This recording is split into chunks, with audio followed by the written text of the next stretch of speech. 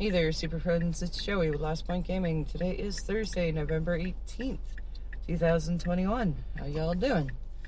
I know it's been a few weeks. I have recorded episodes and they didn't make it up either because of technical difficulties or because they all devolved into rants about capitalism. Yeah, it's been a rough couple weeks. But I guess that's the thing is, like, usually I talk about games, primarily Magic, and I haven't really been interacting much with any games over the last couple weeks. Like, I've still been going to play F&M at the shop. That's about it. Though yesterday I did fire up Arena to play some Crimson Vow draft, because Tan and Grace made it look fun. Oh, that's the other thing, is, there are a lot of great streamers that have been streaming, so I don't want this to come across as me saying that they're terrible or whatever, because they're not, but, like, my very favorite streamers, they haven't really been streaming much lately. I don't know why my flashers were still up. Oh well, moving right along. Todd hasn't streamed in a while.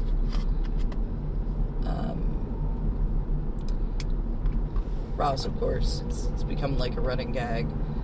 Well, I guess not really. That's not a fair way to describe it. But every episode of Rants, it comes up, and he's like, I swear the stream's coming back. And Tannen, of course, hadn't been streaming much.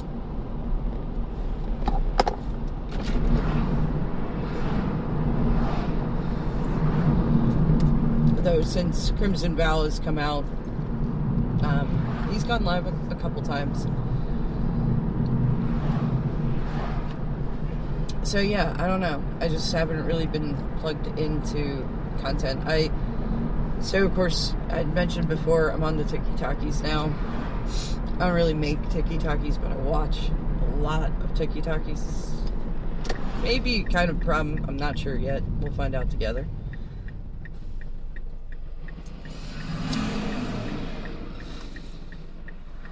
So, I found my way into Supernatural TikTok. Like, yeah, the show, Angels, Demons, you know, killing things, or, what is it? Killing monsters, saving people, the family business, something like that. You know, with the Winchester brothers and all that happy horse shit. And that's when I remembered that they did air the last season. It's over. And apparently the fandom was collectively very upset with the end. So of course then I had to know what it was. Problem is I left off at the end of season 12. So I had to watch 3 seasons to get there. Because I can't just skip to the end. Brain will not have that. So I fell in that rabbit hole for a while. And fair warning, at some point in the probably not all too distant future, probably going to do an episode of my thoughts on this stupid show. You can tell I'm super pleased about getting sucked back into it. So yeah, if there's episodes that have Supernatural in the title, that's what it's about. So if you're not there, you're not into that, you just go ahead and skip those. So yeah, I finished it, and then like had the nostalgia itch to go back and watch the early seasons. I went back to season 1 and got most of the way through it. Before it was like, yeah, now the really early seasons kind of sucked. So then went to season 4 because that's when Cass shows up. The sad, awkward angel, who is one of my 2 favorite characters. So, and I kept watching until I ended up somewhere in the middle of season 11 and was like, and now I'm bored with this again.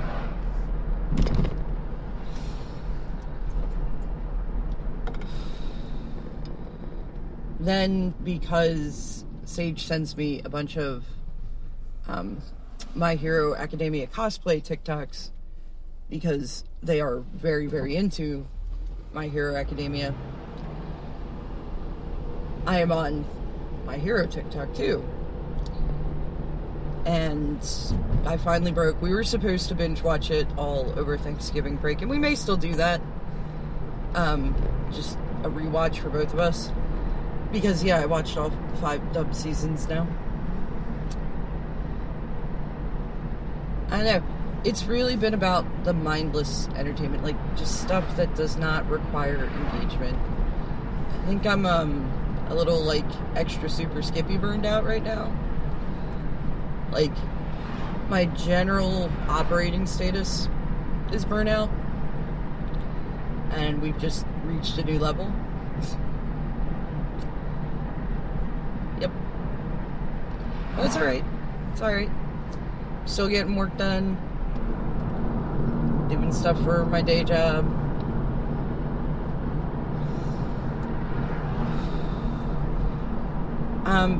But like, I'm exhausted with Magic. Like, it's a broken record, right? We're either talking about how hard they're profiteering, or we're talking about poor treatment of people of marginalized classes in the community. Like, we're talking about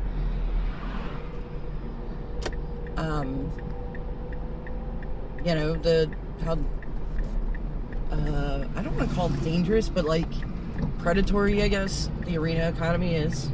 Yep, we all know it. We've all talked about it. It's not going to change. The 75 different arts for each card. Nope, that's, yep. The over pushing a product. Yep. I've done my ranting about the whole Judge Academy thing. I don't think I am renewing my account with them. Like, I think I'm done. I already talked I talked to Boss, and he said, like, he doesn't require me to have an active L1 membership with Judge Academy to do what I do around the shop. So there's really no benefit, because I have no drive to judge larger events as they start coming back.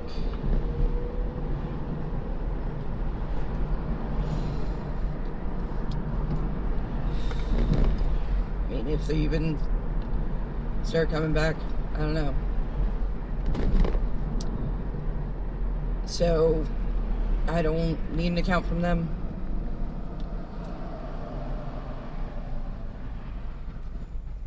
I'm really annoyed about the whole goddamn situation. Like, it's to the point you can really tell the conferences are just about the promos. Like, there's an end of the year conference coming up for my region, and they did a Facebook event for it. In the Facebook event description, there's nothing about, like, what is going to be presented at this conference. There's just nothing about the content of the conference. But there is a listing of what promos you will receive from attending.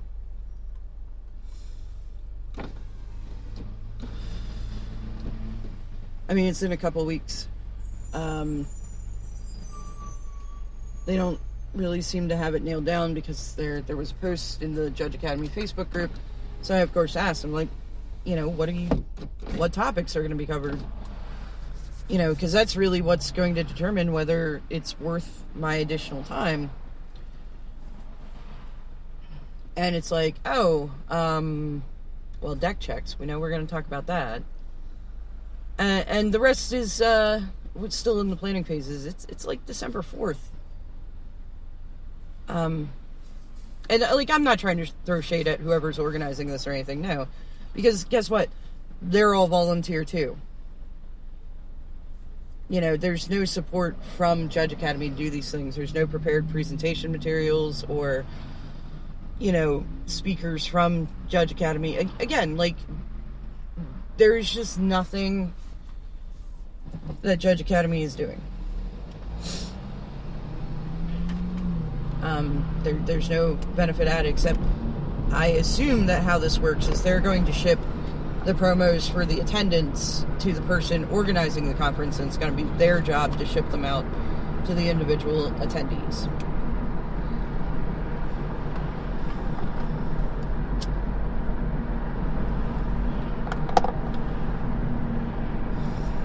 It's just, like, I'm tired of being mad about the same shit. Which, at the time, compared to everything else I can be mad about in, outside of the game, just in, like, the, society and the system here in the U.S., I just, like, don't have the energy to be pissed off at them anymore, and the bar has gotten so low, So, yeah. Just kind of burned out from all that shit. I have been having fun at F&M. The Crimson Bow pre-release was a pretty fun event. The last event I did, the Saturday evening solo sealed, I had 4 mythics and 2 rares in that deck. It was only 2 colors. It was black and red. I think I had a white splash. But that might have been one of the other decks I played over the weekend. I'm trying to think. Did I?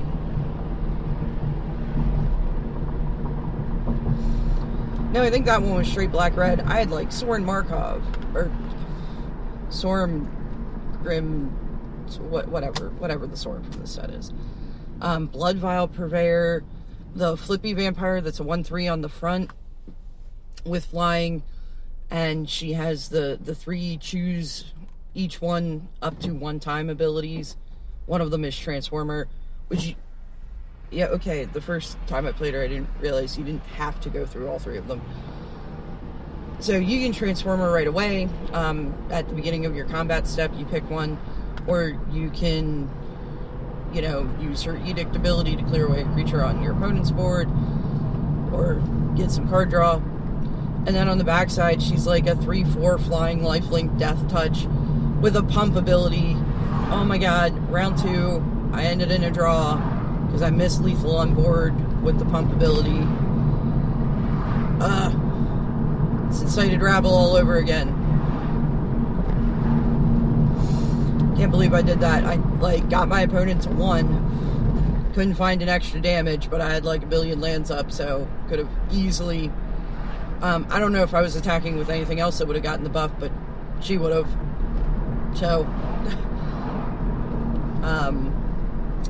I had the Mana Storm Dragon thing that every time you cast a non-creature spell, you get an XX Dragon creature token with flying, where X is the mana value of the spell. And they disappear at the next end step. And they get haste, of course, so you can attack with them. So it's 4 of them. I can't remember what the other 2 were. They were pretty good. So I was like, yeah, this deck can't lose. And this deck was like, yo, hold my beer. I got the perfect record of 1-1-1. 1 win, 1 loss, 1 draw.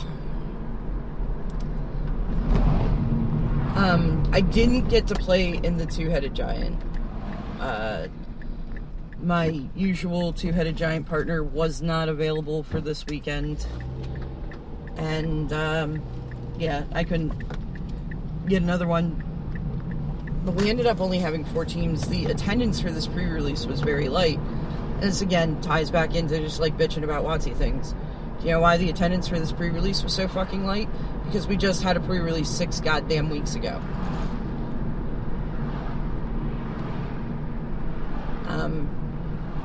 It feels too soon for another pre-release, because it goddamn well is. But it was a fun set. It's just unfortunate that, they messed with the timing of everything to try to get their end-of-year profits in. Because the set just didn't get its due. And I don't think it's better than Midnight Hunt was. But I think they're pretty on par. And it's nice to have some, faster, aggro decks were a possibility in this limited format. You know, it's not everything's dirtle. Like, Adventures in Forgotten Realms was a pretty dirtily limited set. Nothing beats Eldraine as far as things that have come out in the last few years. So no, it was a good set. It was fun. Sad we did not get more attendance.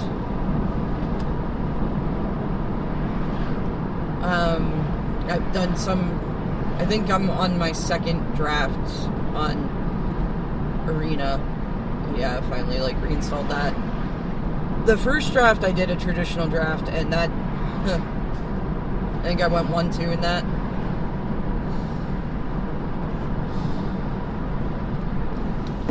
The second draft that I have currently open is the Premier draft, so drafting against real people instead of bots. But it's best of one, and I think I'm at 5-0. It's green-white deck. Holy crap, there's this human. He's legendary. It's one, a green, and a white. His name begins with T. It's like Tauren Fist of the Angels. Holy crap. Alright, so 2-2 with training for 3 mana. That's meh. Every time a creature enters the battlefield under your control, you get a 1/1 white human or green-white human token with training. So I'm pretty sure husband read this card to me. He saw the preview for it and was like, "Hey, do you think this has legs in Modern Humans?" And I completely blew it off. I'm like, it's 3 mana. You want something more impactful at your 3 mana slot. And, okay, so you get a bunch of human tokens, which, pumps your lieutenants and your champions, but I don't know. I don't think this card's great. Holy crap.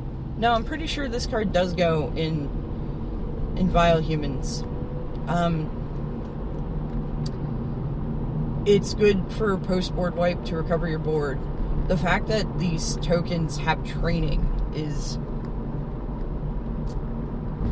I have not lost a game that I drew that card.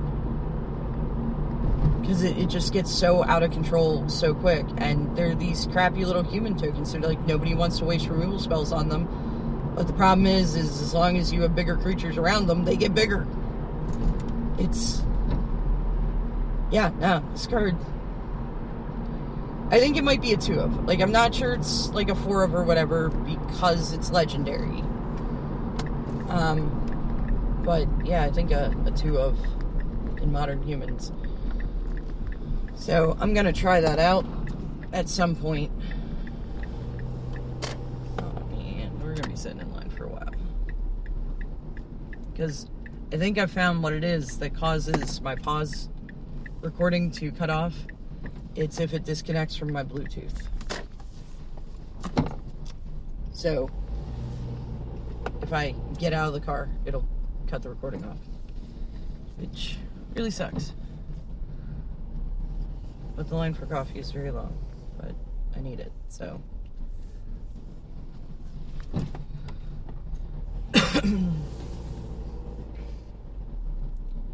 Alright, anyway, well, this will give us a good chance to talk. Oh my god, just go around the, oh my, it's arrows. You don't even have to be able to read. Just follow the arrows. The car in front of me has little cages around their taillights, and what did your taillights do to you? Why are they in jail? Anyway, sorry, got a little distracted there. Yeah, I think this card could have play in Modern Humans. I may be completely wrong about that. It may be more of a win more kind of thing. That, if this card's good, you're already winning anyway. It's only good when you're ahead. I don't know. At some point, I'm going to try it out. I did get both copies of the new enchantment for my Enchantress deck, because I was only planning on putting 2 in, and I'm very excited about it. MacGyver and his wife, we're gonna call her Belle, even though that has nothing to do with MacGyver, and I usually try to coordinate my monikers, but again, I only know 2 characters from MacGyver, and that's MacGyver and Murdoch. And I already gave Murdoch to somebody else. But yeah, they each pulled 1 and gave them to me because they're awesome.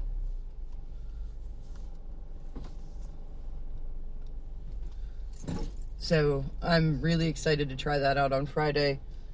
I moved my Blood Moons back to my main, because I think main deck Blood Moon is just generally pretty good in Modern.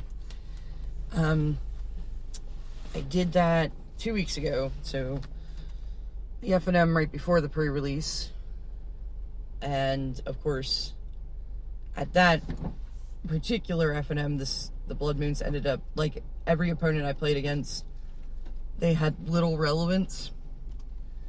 Like round 1, I played against the player who came out for Standard. We ended up not being able to fire Standard. Hopefully now that we announced during the pre-release events that we were doing Standard again, or that we are doing Standard again, hopefully we can start getting enough players out to fire that. So yeah, the Standard player, of course, their whole deck was pretty much basic lands, so the Blood Moon did nothing. Round 2, I played against the Gen player, which I guess the Blood Moon did affect him. Unfortunately, you know, he drew like 3 Darcys and a Ragavan, and I drew lands. So very many lands.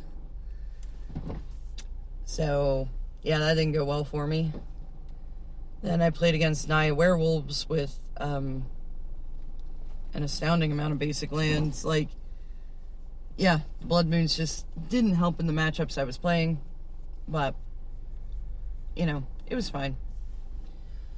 So I moved my 2 Solemnities and one of the, Eidolon of Blossoms to the sideboard to move the 3 Blood Moons back to the main. I have to get the Yavimaya Cradle of Growth out of there. I understand why Saffron Olive put it in. But I don't think it's as helpful as he thought it was.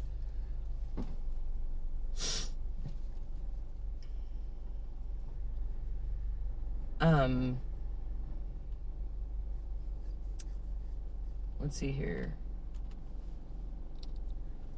So, okay, yeah. I moved the 2 Solemnities to the sideboard because the decks that you want those against, it's usually their post-board plan that you want it.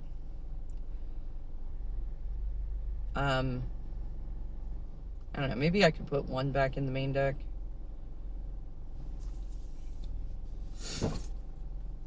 Because being able to tutor up enchantments when I need to makes it a lot easier to have one-ofs.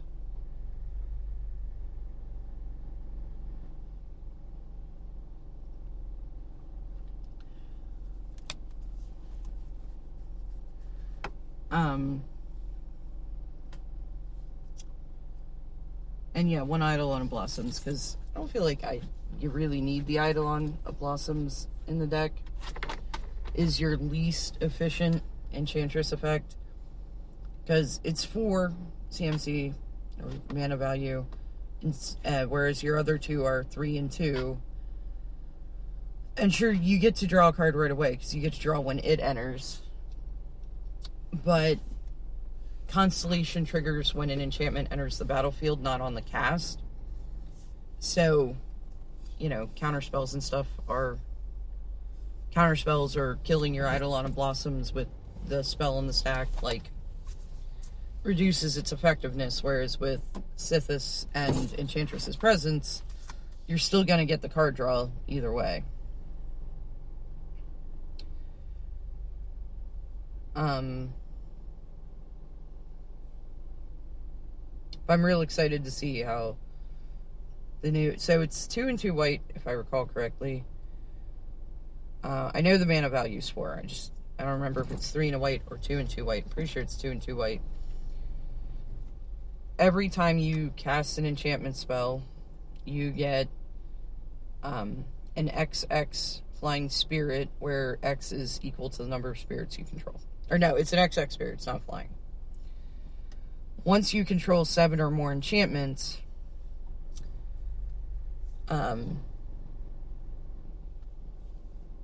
all of your creatures get flying and vigilance. So I just want to attack people with giant land elemental flying vigilant haste trample creatures. That's the goal with this. There is a 6 mana enchantment in Crimson Vow that I don't know if it was in the last draft deck or it's in this one. It's Sigarda's something. Any creatures you have with +1/+1 counters become base power and toughness 4/4, get flying, and become angels in addition to their other types. I want that to be something exciting for Modern Humans, but it's not. It's 100% a win more card in that deck. But wouldn't it be adorable?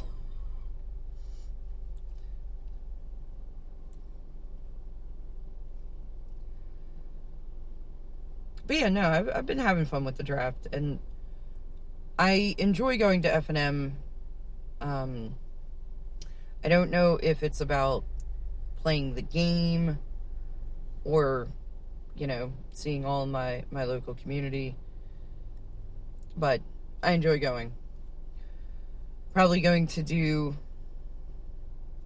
Arena through the Crimson Vow Limited, like the drafting, until I get bored or angry at it, and then I'll close it and not open it again for a while.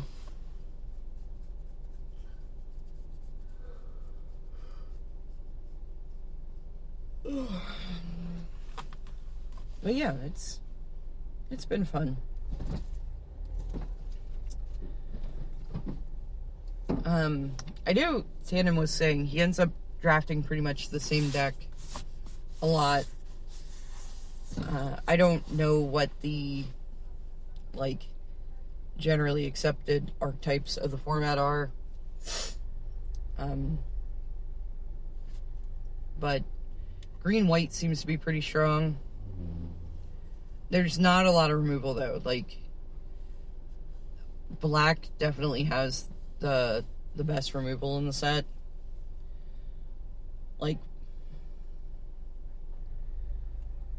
White has a couple removal spells, but they're pretty limited in application. There's the 1-drop, deal 2 damage to target attacking or blocking creature, and scry 1. That one's pretty good. I have to pause y'all real quick. So yeah, that card's actually pretty nice. The scry 1 is really nice. Though make sure you read it, because it is target attacking or blocking creature, not just any creature. And I had this grand planned one turn. I had 2 in my hand. I was like, okay, and then when they attack with this, I'll block with this, and I'll shoot that one, and then I'll shoot the other one too, just to clear their board. I can't shoot the other one. It wasn't attacking. And it's got the,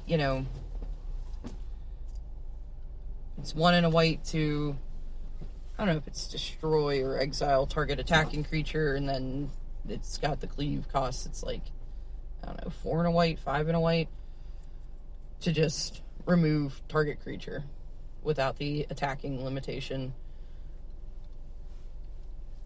I'm not a huge fan of the cleave mechanic, mostly because I foresee it being a pain in my ass. But it's fine.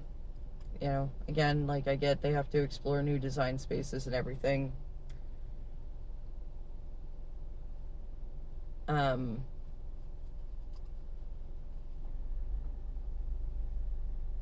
Yeah, I don't know. It's a fun set. I've been having a good time on Arena with it, which I haven't been able to say that in a very, very long time. Like, I stopped playing online Magic because it became so miserable. I gotta pause y'all again real quick. But yeah, I pretty much stopped with all forms of online Magic because I was just getting mad at it. It was in no way enjoyable.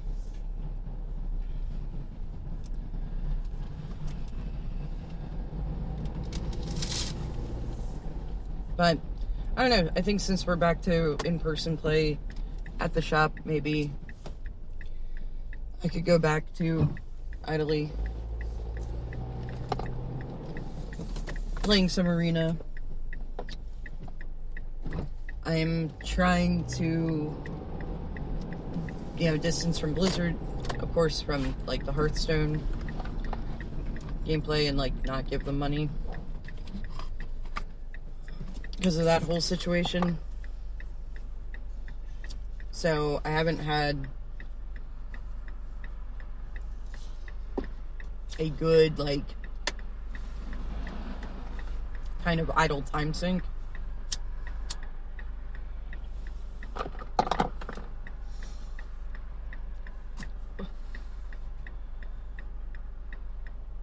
So it's been nice. I think Sage and I are going to check out all the changes to Phasmophobia over the Thanksgiving break. You know what, we're just gonna call it the fall holiday break.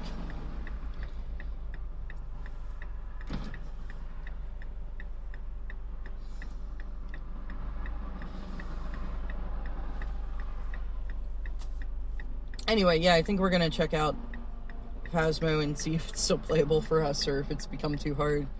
There have been so very many changes. Oh my.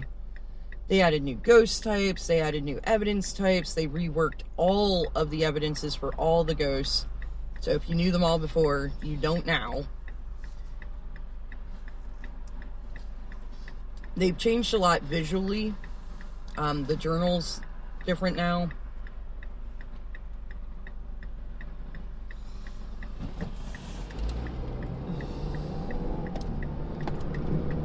Added a bunch of new maps, including one outdoor one, campsite.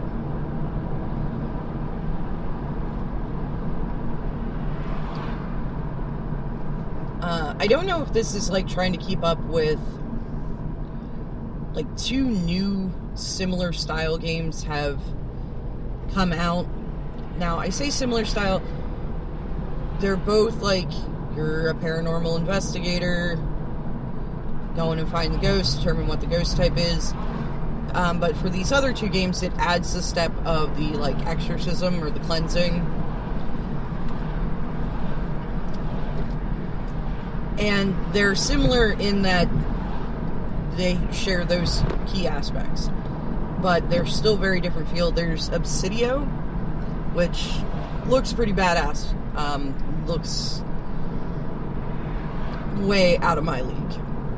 And then there's Ghost Hunter's Core, which that was really fun to watch, like, Insim and Zero. I think Zero changed his, or their, yeah, I need to go to their, like, bio page and make sure I'm up to date on what's going on with that wonderful person. Anyway, I really enjoyed watching them play Ghost Hunter Corp, like, the early release, because it was so incredibly buggy, and, like, Insim lives for that kind of shit. He's just like, oh yes, let's explore all the bugs we can find. I wouldn't want to play it like that personally, because I don't have the like, fortitude to deal with it. Like, you know, he died because of bugs, like glitches, and yeah, but he's just having a good time. And like, this is what the guy does. It seems like professionally. He streams a lot. He probably streams about 40 hours a week. So I don't know if he has a day job in addition to this, or if this is his main source of income. But with all the hours he puts in, losing hours to, you know, dying to a glitch isn't the same for him as it is for somebody who's like, I get exactly 2.5 hours a week to play, and these 2.5 hours got wiped by a goddamn glitch. Now it looks like Ghost Hunters Corp has fixed a lot of these issues. I haven't seen anybody stream in a while, because I haven't been hanging out in any Twitch streams lately. Like, Tannen went live the day before yesterday, and I got the go live notification like 2 minutes after I parked in my line, or my spot in the queue at school to pick Sage up.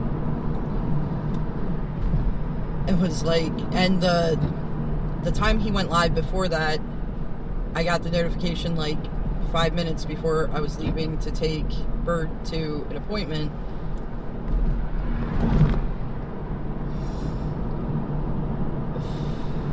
So it's just been like bad timing for me, which, I mean, I get, like, his streaming schedule does not revolve around my availability, as well it shouldn't. But when I got back from picking Sage up from school, he was still streaming, so I got to hang out for a little bit, so that was cool. I don't know. I just... Maybe it's the effects of, like, all the quarantine measures and the lockdown measures and everything, that I just want to connect with, you know, people I had rapport with before. I don't know. I did hop in Sim stream for a few minutes yesterday, but he was playing Five Nights at Freddy's too. And, yeah, like, the whole mechanic of the game is jump scares. No. Not okay.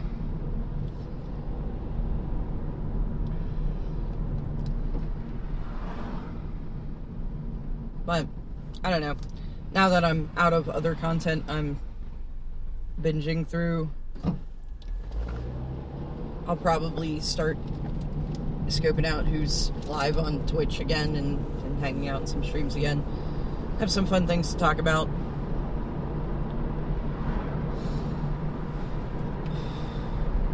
But I'm kind of excited, kind of dreading playing Phasmo with Sage, because it looks like they upped the difficulty quite a bit. I don't want to die.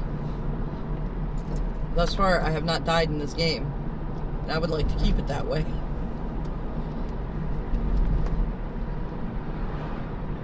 But, I don't know, we had a lot of fun playing it for a while, and then it did get kind of stale to us, because it was the same maps. We never played the larger maps.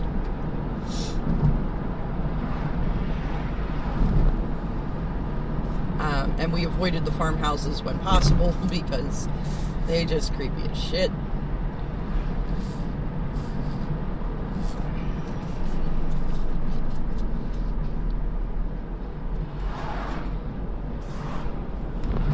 So it was playing like the same 3 small houses over and over again.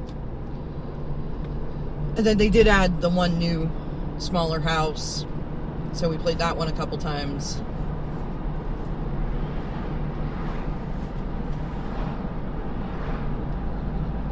So, I don't know. They have some new maps added and everything. Could be neat.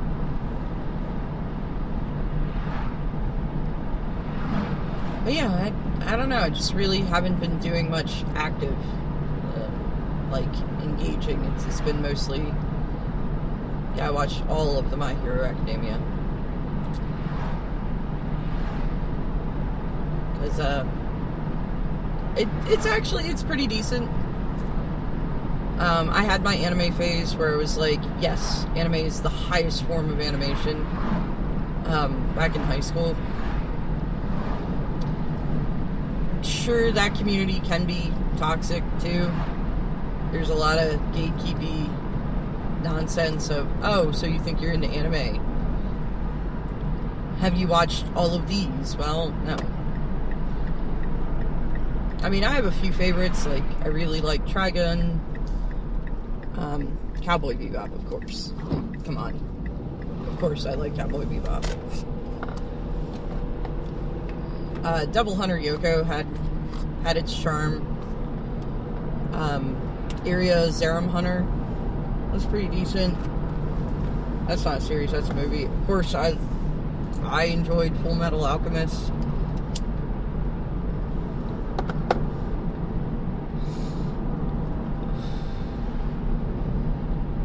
I don't think I ever actually watched Brotherhood the whole way through. I think I watched parts of it. But I still think the original Full Metal Alchemist series was good. I'm trying to think of any other ones I can think of off the top of my head. Yeah, the Studio Ghibli, I think. The stuff is pretty good, like Howl's Moving Castle is a cute movie. The kids loved Ponyo when they were smaller. Yeah, that was a really cute movie. I enjoyed Spirited Away. I haven't actually watched Princess Mononoke the whole way through. I know. Just take my nerd card right there.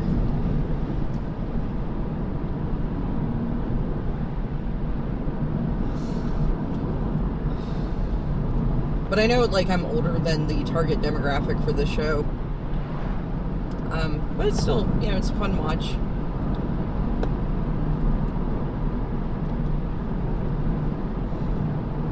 I took Sage to see the newest My Hero movie yesterday, World Heroes Mission. It was good, but it really felt different from the series.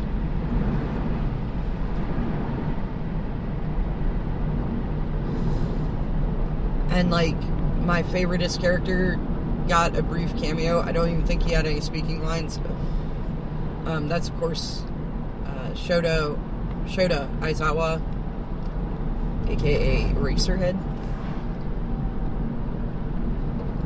I adore him. I think he's great.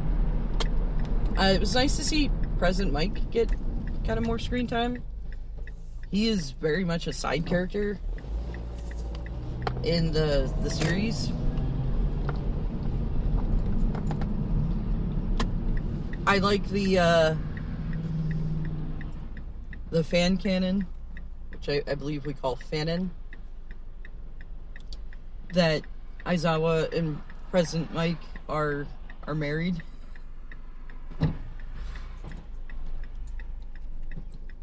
Because it's just such a cute, like, odd couple kind of relationship.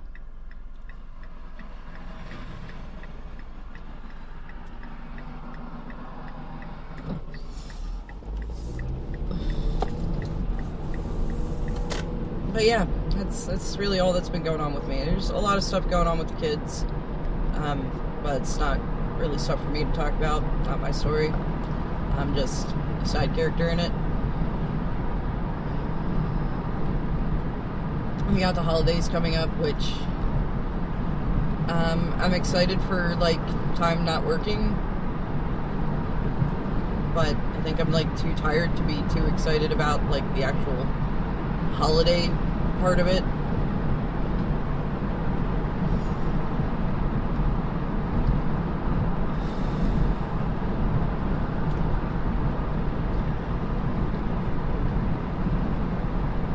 I think I'm just making lasagna for Thanksgiving this year, or for the autumn holiday.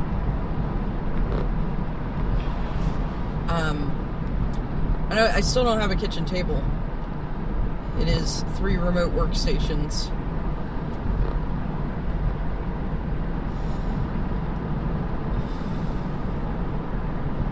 And so there's really nowhere to put, like, any kind of spread out, and So, yeah, I think I'm just making lasagna. I haven't made lasagna in a while, and it was like one of the first things I learned how to cook. I, of course, don't make, like, true, authentic Italian lasagna. Like, there's no ricotta cheese involved. I use the, like, 4-cheese shredded Mexican blend.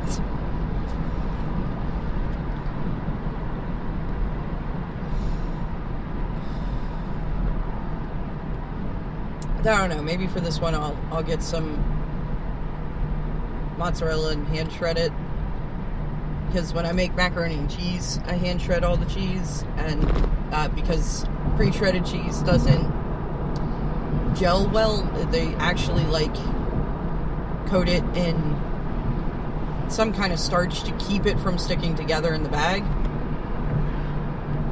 So if you want something where the cheese becomes, especially like a sauce, like in macaroni and cheese, you definitely want to buy bricks of cheese and shred them yourself, because your end product will be a lot smoother and just so much better.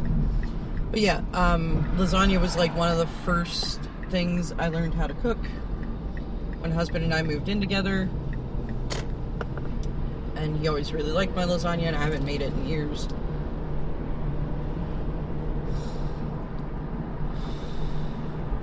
So I feel like that'll be a fun thing to make, and it's compact.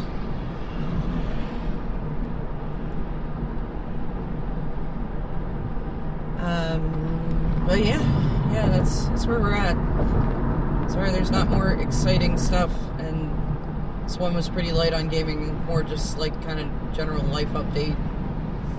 But I'm tired. I'm really fucking tired. It'll be nice to have some time off work. We have like an extended fall holiday break, and then we get the week off between the winter-themed holiday and the celebration of the New Year. So I got a lot of time off coming up, and I'm excited about that.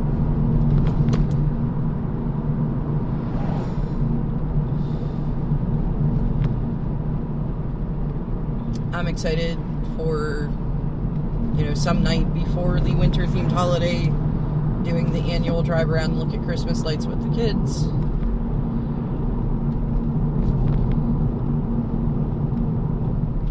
It's always a fun time.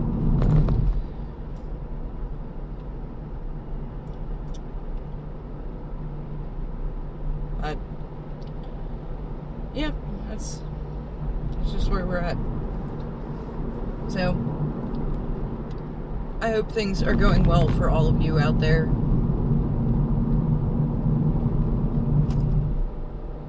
I hope you're getting more sleep than I am.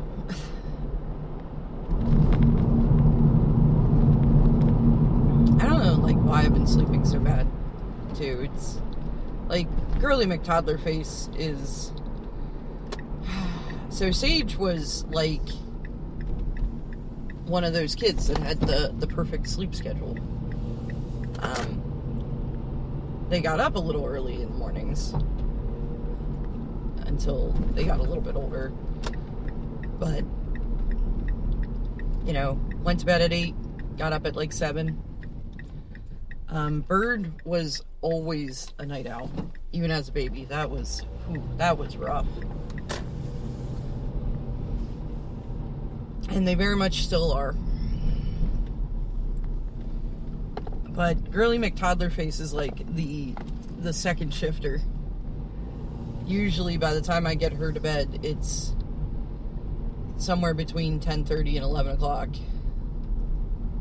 It's just kind of ridiculous.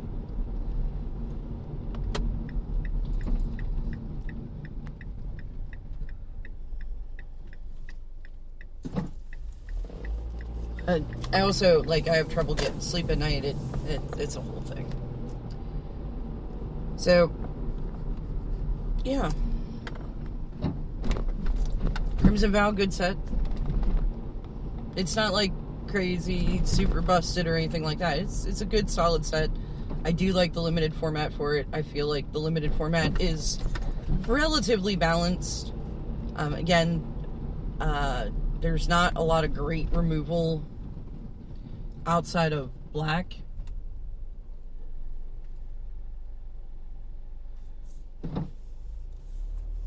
But I feel like the other colors make up for that in other effectiveness.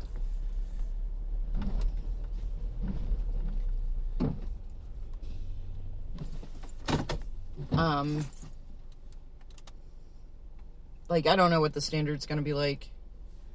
I don't even know if I'm going to go through the hassle of constructing a standard deck on Arena. It really depends on what's looking good. I had somebody at the pre-release bring up wishing that Historic was a more recognized tabletop format, to which I was like, but it like literally can't be, like, which I'm actually kind of happy about, that they added those perpetual mechanics, so it can't be a paper format. So there's no chance we end up with Historic F&M, because I really fucking hate Historic. And if you enjoy it, like, that's cool, you go ahead and enjoy it. I'm not saying, like, oh, this format needs to not exist. I just won't interact with it. It just bugs me. The complete randomness of it, of, like, what is in this damn format. That's not how formats work. I would like to see them get Pioneer over to Arena. Though, I gotta say, I don't know. It might be more cost effective to play it on Moto. Because, yeah, the Arena economy is inherently predatory. But yeah, alright. Well, I'm home now, and I gotta go get logged on for work. I gotta get Bird started on school. Sorry, the pacing on this one's a little rough, too. But, we'll get back in the flow of things at some point. Anyway, as always, if you made it this far with me, thank you very much for listening. At least this one didn't completely devolve into a ranting about the evils of capitalism. So I think we'll keep it. I think we'll publish it. But yeah, thanks for listening, and hopefully I'll talk to y'all again next week and have something kind of exciting to talk to you about. But I might just do an episode on Supernatural too, so I don't know. We'll have to see. We'll get to find out together.